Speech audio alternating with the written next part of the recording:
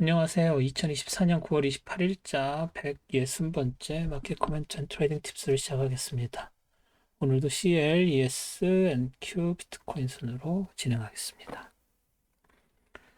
먼저 CL 보실게요. CL 차트고요. 지난주 여기까지 진행됐었죠? 여기요.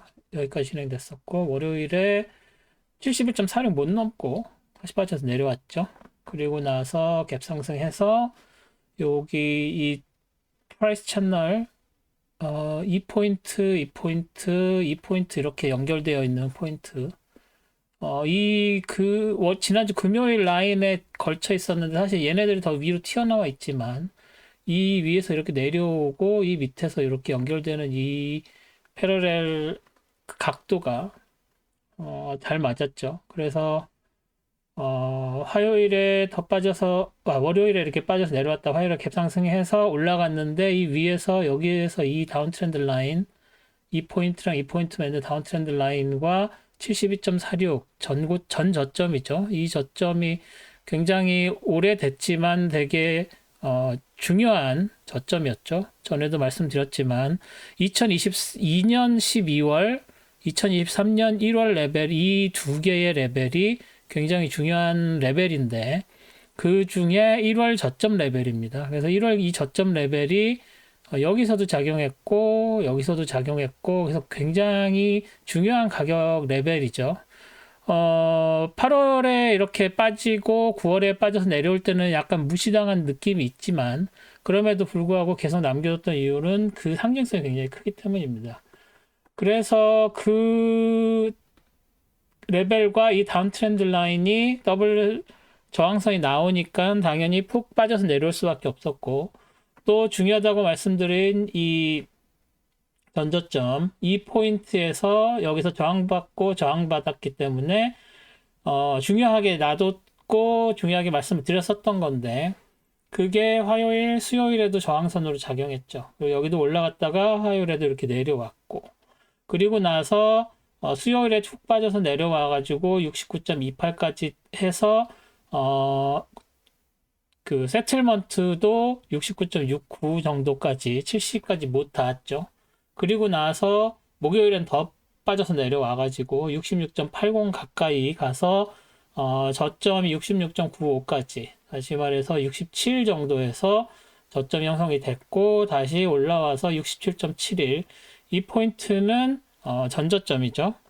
그냥 전저점도 아니고 아웃스탠딩 전저점이죠. 그래서 전저점까지 내려왔었던 여기에서는 무시당했지만 그래도 전저점 레벨은 계속 놔둬야 되는 거죠. 그래서 여기서 그 레벨 정도까지 올라왔고 이 밑에서 내려오는 두 개의 트렌드 라인이 있는데 얘랑 얘죠. 여기서는 각도가 별 차이 없지만은 여기까지 와서는 굉장히 차이를 보여주고 있죠. 그래서 이 트렌드 라인이 위쪽에 있는 거에 지지를 받아서 세틀먼트 자체는 68.18인데 15분봉 보시면 더 올랐습니다. 68.64까지 올랐죠.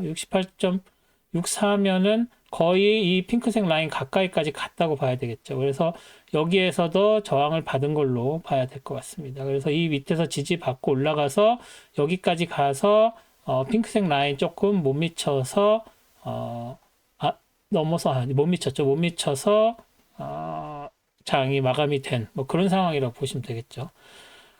전체적으로는 당연히 보시다시피 이 포인트 기준이니까 살짝 올랐다가 훅 빠져서 내려온 그래서 위클리로 보시면 아이고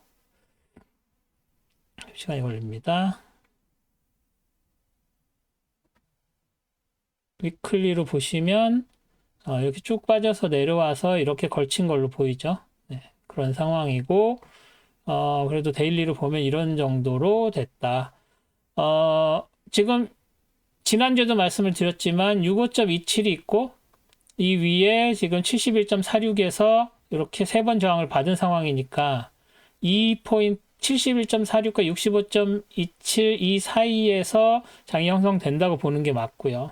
그래서 여기서 이렇게 이 안쪽에서 뭐 여기서 66.80 정도에서 다시 지지받고 올라올 확률이 더 빠져내려와서 65.27까지 내려올 확률보다는 조금 더 커 보입니다. 왜냐하면 이 다운트렌드 라인이 좀 강해 보이고요.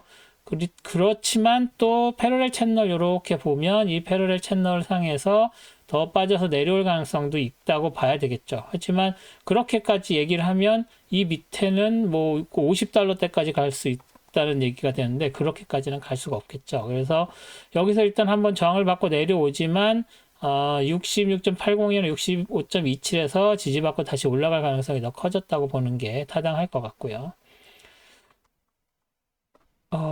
그리고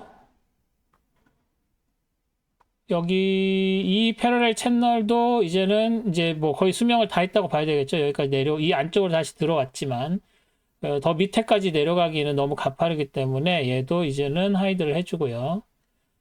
하이드가 이게 하이드 해주고 지금 이렇게 내려오는 그 트렌드 때문에 패러렐 채널을 그린 거지만 65.27까지 내려온 것은 이 이전에 있는 걸로 봤을 때 64.36까지 내려가는 거 정도까지만 보고 여기거나 아니면 65.27 정도에서 다시 지지받고 올라가는 확률이 더 높다고 보는 게 맞을 것 같습니다. 그리고 지금 여기에 있는 이 빨간색 트렌드 라인들 아직 살아 있고요. 이 큰 것도 아직 살아 있다고 봐야 되겠죠. 하지만 여기까지 내려가는 건 좀 힘들어 보이고요. 일단은 다음 주까지는 놔둬보겠습니다. 그리고 여기에 있는 이 다운 트렌드 라인, 그리고 여기에서 있던 이 다운 트렌드 라인, 이 두 개가 굉장히 중요한 레퍼런스 라인이 될 수 있다라는 거 기억을 하셨으면 좋겠습니다. 뭐 여기서 올라갈 때 이런 식의 여기에서 이렇게 올라가는 게 낫겠죠. 색깔을 파란색으로 바꿔주고요. 여기서 이렇게 밑에서 이렇게 올라가는 트렌드 라인이 있는 걸로 보시면 되고 여기서 꺾여서 내려와서 수요일부터 빠져서 내려온 거고 보통 때 다른 데보다는 좀 빨리 빠져서 내려온 감이 있습니다만 뭐 내려올 때 보면 각도들이 대부분 비슷하죠. 그래서 이 정도 빠지는 것은 그냥 보통 일이라고 봐야 될 것 같고요, 당분간은. 그럼에도 불구하고 이렇게 이제 지지를 받아서 여기 2점이나 2레벨이나 2레벨 정도에서 지지받는 걸로 보시는 게 맞을 것 같습니다. 다시 말씀드리지만 71.46, 65.27 라인 여기가 현재로서는 레인지라고 봐야 되겠습니다. CL은 이 정도로 정리하겠습니다. 다음 ES죠. ES는 뭐 보시다시피 지난주 여기까지 진행이 됐었죠. 그 신고점 만들고 나서 그 다음에 빠져내려와서 살짝 그 모멘텀이 꺾인 상태로 그렇지만 레인지 자체는 크지 않은 상태로 끝났는데 오히려 그때 금요일 레인지가 다른 레인지에 비하면 큰 편에 해당되는 정도였다고 봐야 되겠죠. 그래서 월요일, 화요일, 수요일에 고점 닿았고 살짝 넘어갔죠. 이게 지금 고점이 798.75인데 여기서는 797.50이었었죠. 그러면 뭐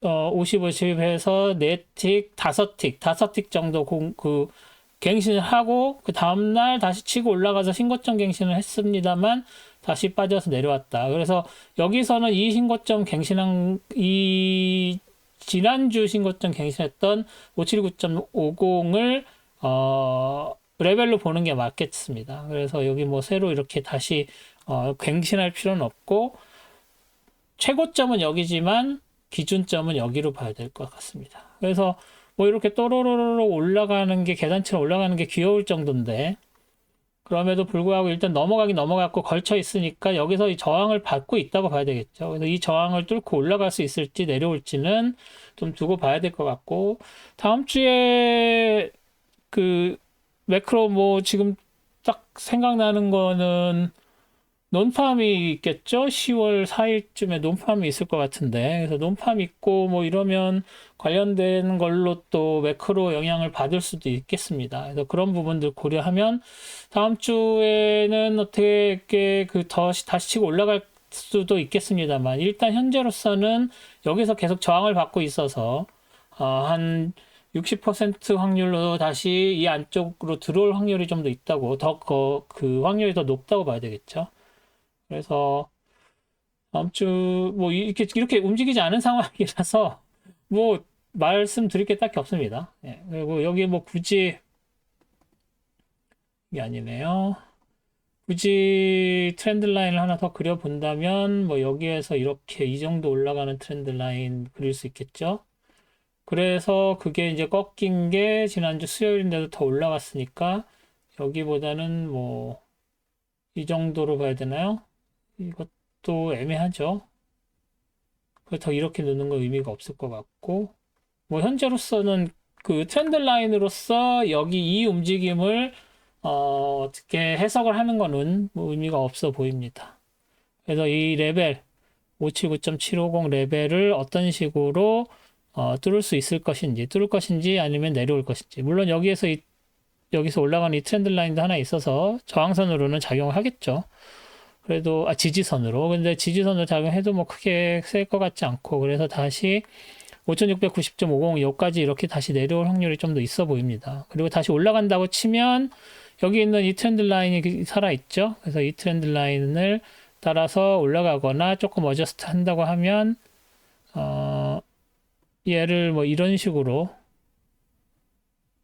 로하이 레퍼런스 정도로 생각을 해서 여기 포인트 되는 여기까지도 생각을 할 수가 있을 것 같습니다. 그래서 이 밑에서 읽는 얘보다는 이 포인트와 이 포인트 연결해서 만든 이 트렌드 라인이 조금 더 저항선에 가깝다라고 보시면 될 것 같습니다. 여기를 올라간다고 하면 이 두 트렌드 라인 사이에서 이렇게 따라서 올라갈 가능성이 있다. 떨어진다면 여기에 있는 이 5690.50 뭐 여기 이것도 가능할 수 있겠네요. 여기 내려오는 거니까. 그래서 여기 있는 이 포인트도 일단은 가능하다. 그래서 이 정도로 지지선과 저항선이 있다 정도로 정리를 할 수 있을 것 같습니다. 다음은 NQ죠. NQ도 ES랑은 살짝 다르죠. 가장 큰 것은 지지난주에서 여기 이 전고점을 뚫었었다는 거였는데, NQ는 그렇지 못하고, 8월 고점 정도 뚫는 정도 선에서, 진행이 됐었죠. 그래서 지난주 여기까지 가서 이거는 뚫었지만, 음봉을 만들면서 끝났고, 여기에 있는 이 트렌드 라인에서 지지받고 올라갔고, 걸쳤고, 저항받고 떨어져서 도지 만들었고, 갭 상승해서 올라가가지고 이 트렌드 라인 다시 뚫었지만 다시 밀려 내려왔고 20371 이 전 고점에 저항받아서 빠져서 내려온 걸로 봐야 될 것 같습니다. 뭐 중간에 이것저것 자잘한 매크로 이런 것들은 무시해서도 해도 될 정도였고요. 그럼에도 불구하고 ES는 이렇게 올라가다가 모멘텀이 좀 사라지는 느낌이었는데 지금 이거 보시는 것처럼 NQ는 모멘텀은 살아있대. 금요일 날 많이 떨어졌다. 그래서 이렇게 이거를 모멘텀이 떨어진 걸로도 해석할 수 있고 아직 모멘텀이 살아있다. 예를 들어서 여기 이렇게 쭉 올라가다가 빨간 거 음봉 만들고 다시 올라가고 음봉 만들고 다시 치고 올라가고 이렇게 계단식으로 쉬었다 가고 하는 거에 그 쉬는 거에 해당이 될 것인지 아니면 이게 꺾이는 거에 시발이 될 것인지는 아직 모릅니다. 하지만 다른 것들은 어디서 저항을 받아서 쉬었다 간 게 아니고 얘는 확실한 전고점에서 저항을 받아서 떨어진 거라서 저는 떨어지는 쪽에 더 무게를 둬야 되지 않을까라고 생각을 합니다. 그래서 여기 2만 25.25라고 나왔는데 그냥 2만 라인으로 보면 될 것 같고요. 그래서 지금 현재 2만 얘가 누구죠? 2만 538까지 됐지만 다시 2만대까지 떨어질 가능성이 높다고 보고요. 그리고 나서 다시 여기서 더 내려올 것인지 여기서 지지받고 올라갈 것인지 이런 부분들이 정해질 것이다 라고 말씀을 드릴 수가 있을 것 같습니다. 전고점까지 치고 올라가려면 ES는 더 많이 치고 올라가야 되겠죠? 아무래도 코릴레이션이 있으니까. 그래서 그런 부분들을 고려하면 과연 ES가 아까 보신 것처럼 힘이 빠진 상황이고 NQ는 힘은 있어 보이지만 전체적인 대세는 아직 7월 고점에 닿지 않은 상황. 역사상 고점을 닿지 않은 상황이기 때문에 여기서 다시 밀려서 2만대까지 내려가고 2만대가 다시 19,000대로 떨어질 확률이 조금 더 있다라고 보는 게 타당해 보입니다. 그 이외에 다른 것들은 뭐 없네요. 그렇다고 보도록 하겠습니다. NQ는 이 정도로 정리하겠습니다.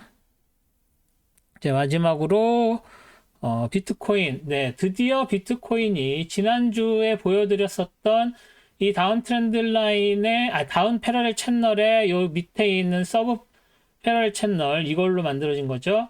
그것을 월요일에 뚫고 올라갔죠. 그리고 나서 64829 있던 전고점, 여기에 딱 저항을 받고 월, 화, 수 정을 받았는데 목요일에는 결국 치고 올라갔고 금요일에도 이 밑에서 있었던 이 지지선, 이 트렌드 라인도 굉장히 강력한 저항선이라고 말씀드렸는데 그 저항선을 결국 뚫고 올라갔습니다. 그래서 계속 그 말씀드린 이 다운 패러렐 채널의 끝에 닿고 저항받고 내려온 상황인데, 자, 이렇게 올라갈 수 있었던 이유는 아무래도 NQES 그 주식시장에 좋고 뭐 여러 가지 그런 경제적인 것에 관련된 것들을 영향을 받았죠. 분위기가 좋다는 얘기죠. 시장 전체적인 분위기가. 그 영향을 받았을 수밖에 없죠. 그런데 이제 과연 다음 주에 제가 앞에 말씀드린 대로 ESNQ가 다시 계속 랠리를 이어간다면 비트코인도 드디어 이 패러렐 채널을 깨고 올라갈 가능성이 생겼죠. 물론 이 레벨들도 이제 저항선으로 작용을 하겠죠. 그래서 여기서 다시 보여드리고 싶은 건 뭐냐면, 이제는 이 트렌드, 이 패러렐 채널의 이거는 깨졌다고 봐야죠. 그럼 얘를 뒤집어서 이제는 이거랑 같은 각도를 가진 얘를 보자는 거죠. 여기로 이렇게 보겠습니다. 그러면 이 다음에 있는 패러렐 채널의 저항선은 이 정도가 될 것 같습니다. 그래서 이제 1차적으로 얘가 가장 강력한 패러렐 채널의 상한선이 됐는데, 익스텐디드 패러렐 채널의 상한선이 여기라고 보면 이게 만약에 깨진다면 다음은 얘를 깨야 되는 상황이 나오는 거죠.